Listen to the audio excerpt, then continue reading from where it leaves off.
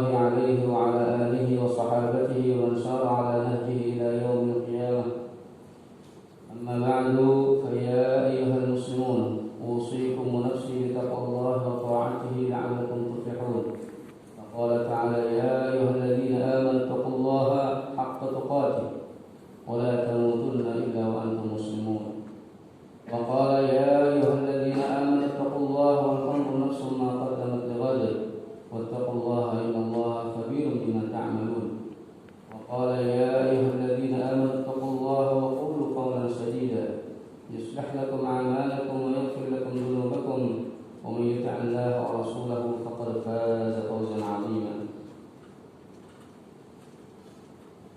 Hadirin sidang Jumat yang dimuliakan Allah Subhanahu wa taala, marilah kita bersyukur, memuji Allah Subhanahu wa taala atas segala nikmat yang diberikan pada hari ini. Hari yang mulia, hari Jumat, Sayyidul Ayyam, kita bisa sama-sama melaksanakan sholat Jumat berjamaah di masjid yang mulia ini. Salawat dan salam kita sampaikan kepada junjungan alam Nabi besar Muhammad sallallahu alaihi wasallam beserta keluarga, sahabat dan pengikutnya yang istiqamah di akhir zaman. Mudah-mudahan kita semuanya menjadi pengikut beliau yang setia, mengikuti langkah-langkahnya, menjadikan beliau sebagai suri tauladan yang baik di dalam kehidupan. Hadirin sidang Jumat yang dimuliakan Allah Subhanahu wa taala, khatib berwasiat kepada khatib pribadi dan umumnya jamaah sekalian, marilah kita sama-sama meningkatkan takwa kepada Allah Subhanahu wa taala. Takwa yang menjadi jalan keluar atas segala permasalahan yang kita hadapi, dan takwa yang dengannya Allah Subhanahu wa taala memberikan rezeki dari arah yang tidak disangka-sangka. Allah mengatakan di dalam Al-Qur'an: "A'udzubillahi minasyaitonir rajim. Wa may yattaqillaha yaj'al lahu makhraja wa yarzuqhu min haitsu la yahtasib." Dan barang siapa yang bertakwa kepada Allah, Allah akan jadikan baginya jalan keluar dan Allah akan berikan rezeki dari arah yang tidak disangka-sangka. Hadirin yang dimuliakan Allah Subhanahu wa taala, Al-Imam An-Nasa'i rahimahullah di dalam sunannya meriwayatkan satu hadis dari Usamah bin Zaid. Qala qultu ya Rasulullah, aku bertanya kepada Rasulullah, wahai Rasulullah, lam araka tasumu syahran min asy-syuhur ma tasumu min Sya'ban. Aku tidak pernah melihat dirimu berpuasa di antara bulan-bulan yang ada lebih banyak dari puasa di bulan Sya'ban. Qala dzalika syahrun yaghfalun nasu anhu baina Rajab wa Ramadan. Nabi SAW menjawab, bulan Sya'ban adalah bulan yaghfalun nasu anhu, yang umumnya orang-orang lalai tentang keutamaannya, baina Rajab wa Ramadan, karena terletak atau dihimpit dua bulan yang mulia, yaitu bulan Rajab sebagai salah satu dari Ashhurul Hurum atau bulan-bulan yang diharamkan di dalam Islam, wa Ramadan, dan bulan Ramadan yang keutamaannya sudah sangat jelas sebagai afdhalus syuhur, bulan yang paling utama. Wa huwa syahrun turfa'u fihi al-a'malu ila rabbil alamin. Dan bulan Sya'ban itu adalah bulan diangkatnya amalan, dilaporkannya amalan setahun ila rabbil alamin, kepada Tuhan semesta alam, kepada Allah Azza wa Jalla. Fa uhibbu an yurfa'a 'amali wa ana sha'im. Dan aku senang, aku suka kalau amalanku diangkat kepada Allah sedangkan aku dalam kondisi berpuasa. Hadirin dimuliakan Allah, Imam Ibnu Rajab Al-Hambali di dalam kitab Lataiful Ma'arif, beliau menyimpulkan beberapa pelajaran dari hadis ini. Pertama, bahwa bulan Sya'ban adalah bulan yang umumnya orang lupa lupa tentang keutamaannya. Karena umumnya orang fokus pada 2 bulan sebelum dan sesudahnya. 1 bulan Rajab dan 1 lagi adalah bulan Ramadan. Ini artinya bahwa bulan Rajab memang punya keutamaan karena dia adalah salah satu dari 4 bulan haram. Sedangkan Ramadan tentu keutamaannya sudah sangat banyak nas ataupun dalil yang menjelaskan tentang keutamaan Ramadan. Maka umumnya orang lupa terhadap bulan Sya'ban. Padahal bulan Sya'ban itu adalah bulan yang juga memiliki keutamaan. Dan sabda Nabi SAW yang mengatakan yaghfalun nasu anhu baina Rajab wa Ramadan, umumnya orang lupa atau lalai tentang keutamaan Sya'ban karena terletak di antara 2 bulan yang mulia Rajab dan Ramadan. Ini menunjukkan bahwa sebagian atau pelajaran dari sini adalah sebagian tempat atau waktu yang lebih dikenal atau masyhur itu tidak harus atau tidak mesti lebih utama dari tempat atau dari orang, dari waktu yang tidak masyhur. Dan contohnya adalah bulan Sya'ban ini. Oleh karenanya kebanyakan orang barangkali tidak fokus di bulan Sya'ban untuk melakukan ketaatan. Padahal Allah Subhanahu wa taala, padahal Rasulullah sallallahu alaihi wasallam banyak sekali berpuasa di bulan Sya'ban, di mana puasa beliau di bulan Sya'ban ini lebih banyak ketimbang puasa beliau di bulan-bulan yang lain. Kemudian Imam Ibnu Rajab juga menyatakan bahwa menghidupkan waktu yang umumnya manusia lalai atau lupa untuk melakukan ketaatan kepada Allah Subhanahu wa taala ada beberapa faedah. Yang pertama adalah annahu yakunu asfa, bahwa amalan di mana umumnya orang lain lalai atau manusia lalai untuk mengerjakan ketaatan, maka mengerjakan ketaatan atau amal soleh tersebut dan menyembunyikannya dari orang lain adalah lebih utama. Karena menyembunyikan amalan yang sunnah dari orang lain, dari pengetahuan orang lain itu lebih diutamakan, apalagi puasa. Karena puasa itu adalah sirrun, rahasia antara Allah Subhanahu wa taala dan hambanya. Dan bahkan dikatakan amalan puasa itu laisa fihi riya. Potensi riyanya itu sangat sedikit sekali, ya. Bulan puasa, berpuasa itu potensi riyanya sangat sedikit sekali. Dan oleh karenanya sebagian generasi salaf ada yang dikisahkan di antara mereka ada yang berpuasa selama 40 tahun. Tapi tidak ada seorang pun yang mengetahuinya, bahkan anggota keluarganya pun tidak mengetahui. Jadi mereka biasa atau salah seorang di antara salaf ini biasa keluar dari rumahnya menuju pasar dengan membawa 2 potong roti. Lalu 2 potong roti itu disedekahkan saat sesampainya di pasar. Orang di rumah mengira bahwa ayahnya atau suaminya tidak puasa karena dia bawa roti untuk dimakan.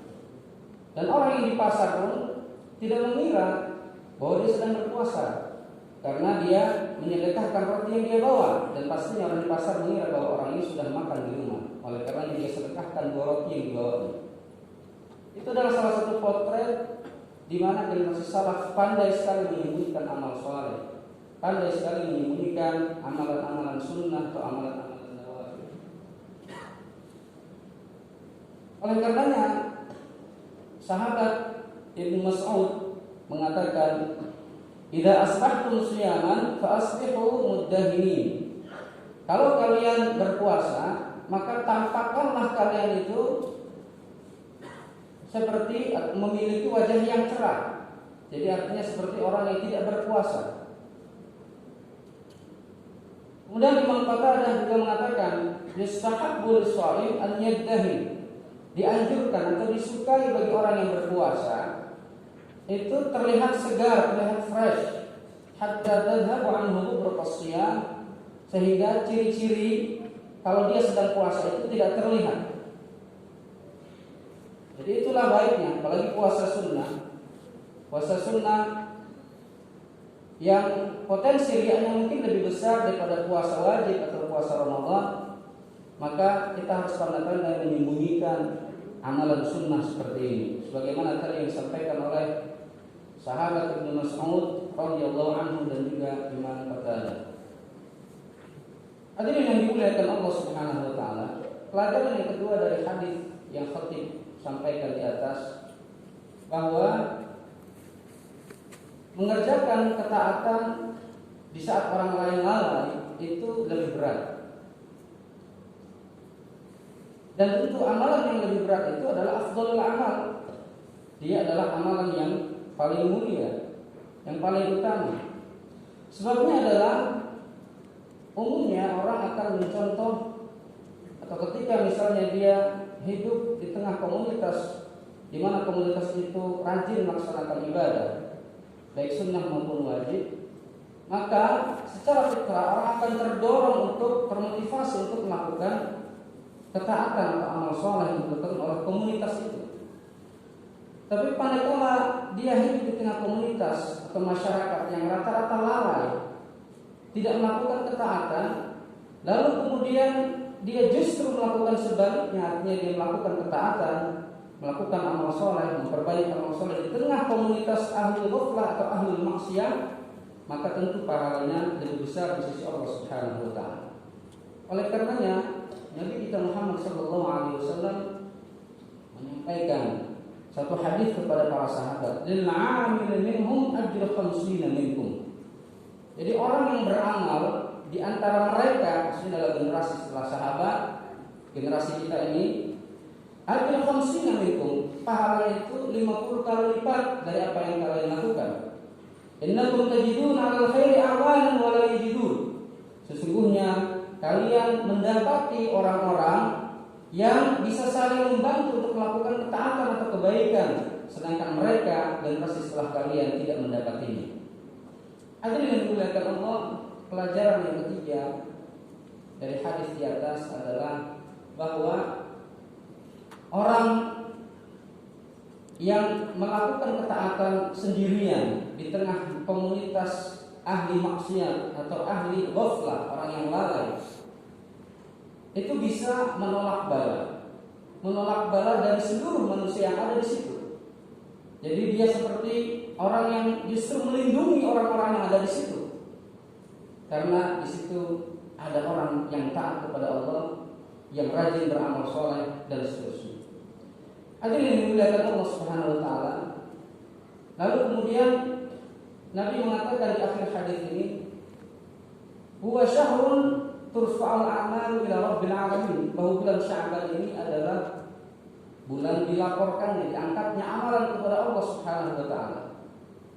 Jadi menurut para ulama, diangkatnya amalan atau dilaporkannya amalan manusia kepada Allah Subhanahu wa taala itu ada 3 tahapan atau 3 derajat. Pertama, yang sifatnya harian, dan itu terjadi di salat asar dan salat subuh. Yang kedua, yang sifatnya pekanan, dan itu terjadi di hari Kamis. Makanya Nabi SAW sering berpuasa Senin dan Kamis. Senin itu adalah hari kelahiran beliau, dan Kamis itu adalah hari diangkatnya amalan. Lalu beliau mengatakan, uhibbu an yurfa'a amali wa ana sha'im. Aku senang kalau amalku diangkat atau dilaporkan kepada Allah dan aku sedang berpuasa.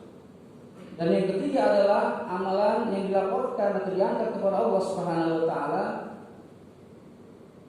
tahunan, dan itu terjadi di bulan Sya'ban, sebagaimana yang Nabi tegaskan di hadis yang khatib bacakan tadi. Hadirin yang dimuliakan Allah Subhanahu wa taala, oleh karenanya ketika dilaporkannya amalan kepada Allah Subhanahu wa taala, hendaklah kita semuanya sedang dalam beribadah kepada Allah, baik itu salat sunnah, baik itu salat wajib, ataupun puasa seperti yang dilakukan oleh Rasulullah sallallahu alaihi wasallam. Karena berpuasa itu ibadah dari pagi sampai petang, ibadah dari azan subuh sampai azan maghrib. Jadi arti sepanjang hari itu, ketika amalan itu diangkat oleh Allah kepada Allah Subhanahu wa taala oleh para malaikat, maka kita seyogianya sedang beribadah kepada Allah Subhanahu wa taala karena kita beribadah seharian ini. Hadirin yang dimuliakan Allah Subhanahu wa taala. Kemudian dikatakan kenapa Nabi Shallallahu alaihi wasallam banyak berpuasa di bulan Sya'ban? Alasan pertama yang disampaikan oleh Imam Ibnu Qayyim rahimahullah adalah pertama bahwa Nabi Shallallahu alaihi wasallam terbiasa puasa 3 hari setiap bulannya, yang disebut dengan ayyamul bid, tengah bulan. Kadang-kadang beliau terlewatkan karena safar atau alasan yang lainnya. Maka beliau puasa di bulan Sya'ban ini lebih banyak karena untuk menutupi amalan-amalan sunnah atau puasa-puasa sunnah yang tertinggal di bulan-bulan selain bulan Sya'ban. Kemudian yang kedua, karena mengagungkan Ramadan, ta'ziman li Ramadan, mengagungkan bulan Ramadan, maka Nabi SAW mempersiapkan diri untuk melaksanakan bulan Ramadan itu dengan menjalankan puasa, sehingga itu menjadi latihan bagaimana supaya kita lebih kuat lagi dalam menjalankan ibadah puasa Ramadan. Hadirin yang dimuliakan Allah, terakhir yang dapat kita contoh dari generasi salaf, kalau kita sudah menghadapi bulan Sya'ban, dan bahkan kita sekarang sudah berada di tengah-tengah bulan Sya'ban, tanggal 15 Sya'ban, adalah mereka menjadikan bulan Sya'ban ini suasananya seperti bulan Ramadan. Jadi suasana yang ada di bulan Ramadan dengan yang penuh dengan ketaatan kepada Allah, itu kemudian dilakukan sebagai pemanasan di bulan Sya'ban. Di antaranya adalah mereka memperbanyak tilawatul Quran. Oleh karenanya bulan Sya'ban disebut sebagai Syahrul Qurra, bulannya para pembaca dan penghafal Al-Quran, di mana mereka generasi salaf biasanya menjadikan bulan Sya'ban ini bulan yang penuh dengan Al-Quran. Sebelum mereka masuk ke bulan Ramadan, mereka sudah siap terlebih dahulu. Kemudian ada di antara mereka bahkan adalah fa'alutahu, menutup tokonya, yang punya toko ditutup tokonya, litafarrujul Quran, dia tafarraq bi tilawatil Quran, karena ingin fokus membaca Al-Quran, karena sudah bulan Sya'ban, persiapan bulan Ramadan. Hadirin yang dimuliakan Allah Subhanahu wa taala, barangkali itulah khutbah singkat yang saya bawakan, mudah-mudahan bermanfaat untuk kita semua. Barakallahu li wa lakum fil Qur'anil 'azim wa nafa'ani wa iyyakum bima fihi min al-ayati wa dzikril hakim wa taqabbala minni wa minkum tilawatahu innahu was-sami'ul 'alim. Aqulu qawli hadza wa astaghfirullah li wa lakum wa li sa'iril muslimin wal muslimat wal mu'minina wal mu'minat fastaghfiruhu innahu huwal ghafurur rahim.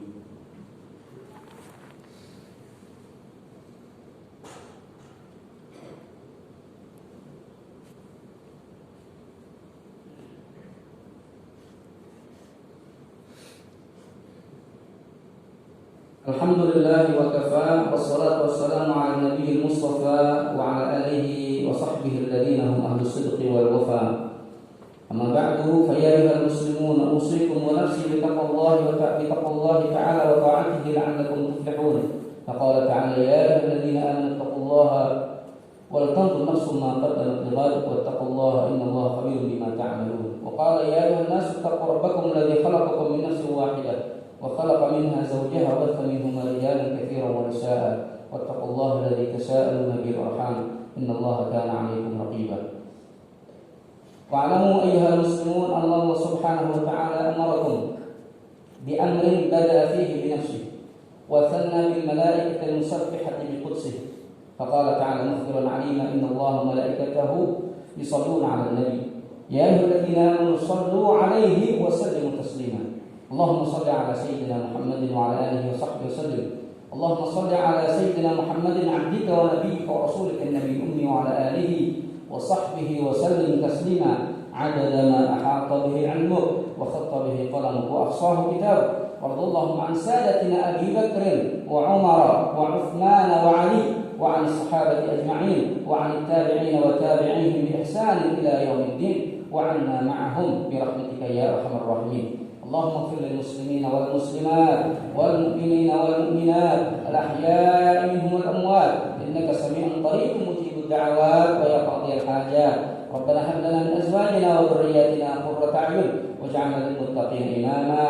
اللهم أعز الإسلام والمسلمين وأذل الشرك والمشركين وأعلي كلمتك إلى يوم الدين ودمر أعداءك أعداء الدين. اللهم انصر إخواننا المسلمين في كل مكان وزمان. اللهم سلمنا والمسلمين وعافنا والمسلمين واكفنا وإياهم شر مصائب الدنيا والدين واكشف عنا وعن جميع المسلمين البلاء والوباء والغلاء والزلازل والشدائد والمحن والفتن ما ظهر منها وما بطن عن بلدنا إندونيسيا خاصة وعن بلدان المسلمين عامة. اللهم بارك لنا في شعبان وبلغنا رمضان. اللهم بارك لنا في شعبان وبلغنا رمضان. اللهم بارك لنا في شعبان وبلغنا رمضان. ربنا آتنا في الدنيا حسنة وفي الآخرة حسنة وقنا عذاب النار بفضلك سبحان ربك رب العزة عما يصفون وسلام على المرسلين والحمد لله رب العالمين. أقيموا الصلاة.